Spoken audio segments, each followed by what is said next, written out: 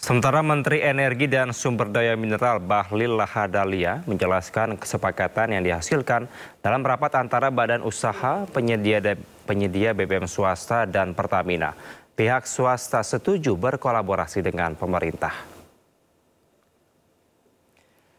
Menurut Bahlil, kuota impor BBM swasta telah diberikan sebesar 110% dibandingkan tahun 2024. Namun jatah 110% yang diberikan habis sebelum 31 Desember.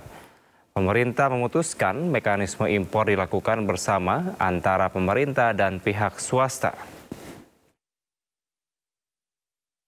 Teman-teman, saya ingin menjelaskan bahwa impor ini bukan satu pintu.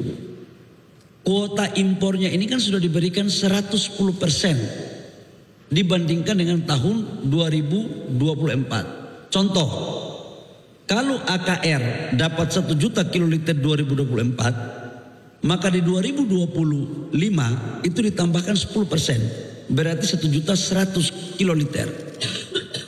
Dalam prosesnya ada kekurangan, jadi kekurangan itu yang diberikan. Jadi nggak ada itu satu pintu mas.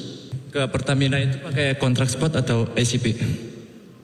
Nanti B2B lah, negara tidak boleh mengatur juga sampai teknis begitu. Kita sudah sepakat open book dan business to business dari mereka. Ya. Stabil, harga tidak ada kenaikan, harga stabil tergantung harga ICP dunia. Ya. Kementerian SDM pastikan Pertamina akan menjadi pintu utama dalam impor BBM satu pintu untuk atasi kekosongan BBM di sejumlah SPBU swasta. Terkait hal tersebut, Kepala Staf Kepresidenan Muhammad Kodari tegaskan akan mengkaji kebijakan tersebut.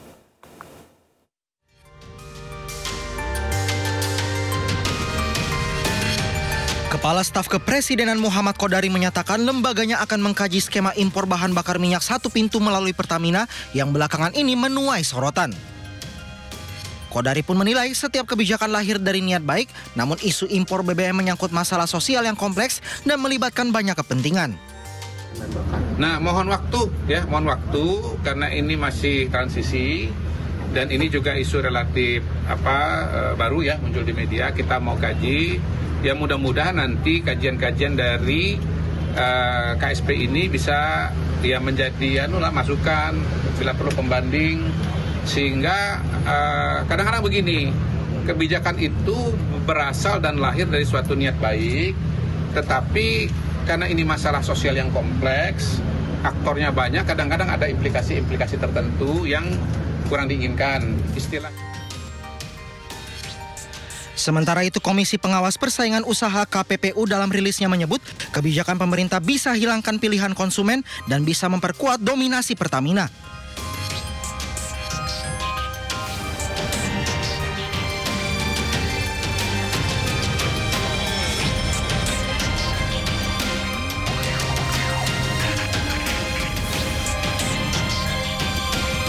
Kelangkaan stok bahan bakar minyak di SPBU swasta yang terjadi sejak Agustus 2025 menimbulkan keresahan publik. Kementerian Energi dan Sumber Daya Mineral menyebut SPBU swasta tidak mendapat kuota impor tambahan. Guna mengatasi masalah itu, Kementerian ESDM mengungkap Pertamina akan menjadi pintu utama dalam penerapan impor BBM alias impor satu pintu. Tim Liputan iNews melaporkan.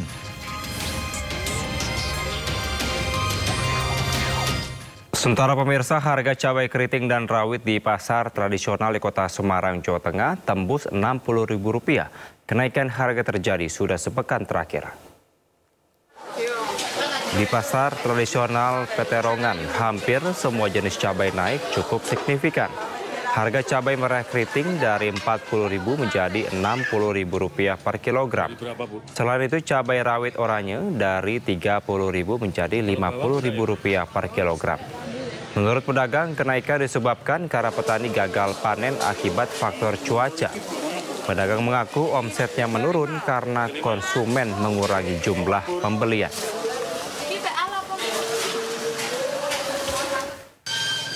Sementara itu, harga ayam potong di Semarang juga naik menjadi Rp40.000 per kilo dari sebelumnya Rp34.000 per kilo.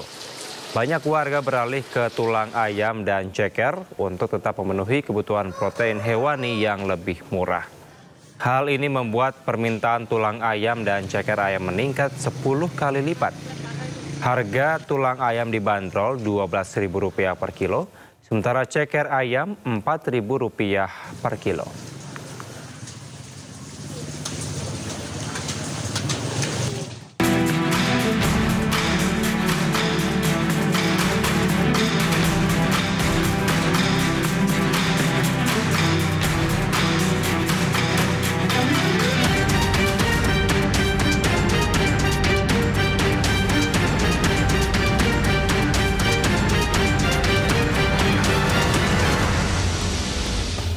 Praktisi diplomasi Dina Prapto Raharja menyebutkan keterkaitan kematian Arya Daru Pangayunan dengan sejumlah kasus yang tengah ditangani almarhum bisa dengan mudah dilacak. Dan berikut perbincangan jurnalis senior Sindonews TV, Lukman Hanafi bersama praktisi diplomasi Dina Prapto Raharja.